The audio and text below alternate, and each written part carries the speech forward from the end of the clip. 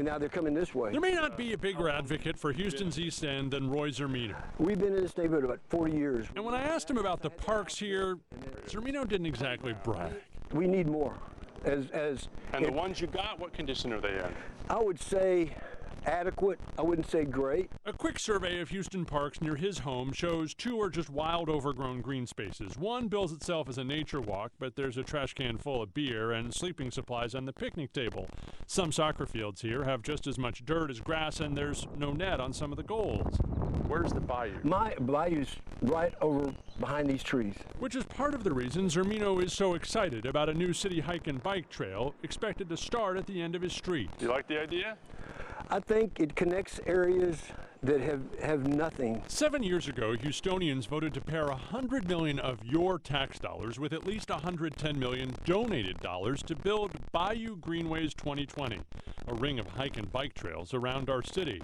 Some are built, others under construction. This new section starts here near the old Texaco Golf Course, continuing along Greens Bayou through undeveloped sections of the city with few neighbors nearby. It winds its way towards Old Beaumont Highway and what one landowner calls the commercial, industrial, ugliest part of the city of Houston.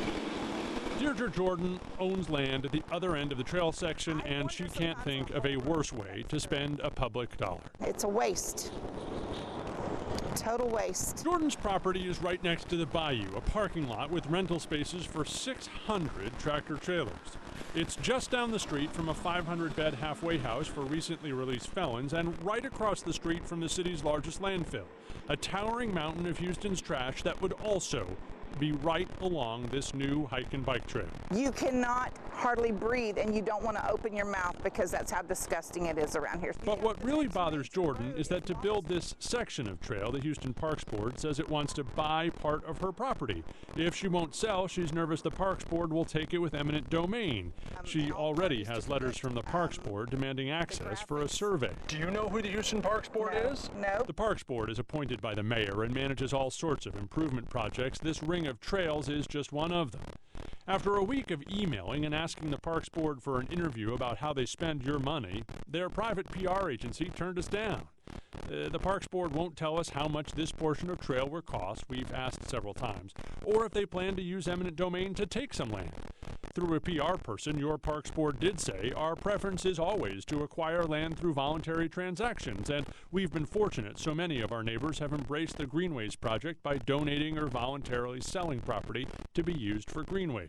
Are they accountable to you? Not that I'm aware of. Jordan isn't giving up anything voluntarily. How do you change anything that they want to do?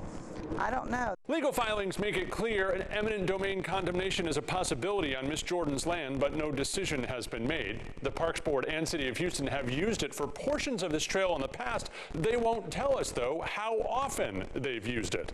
We have a full map of the trail system online right now. The Parks Board reminds us, once it's all complete next year, it'll put 1.5 million people within 1.5 miles of a free greenway.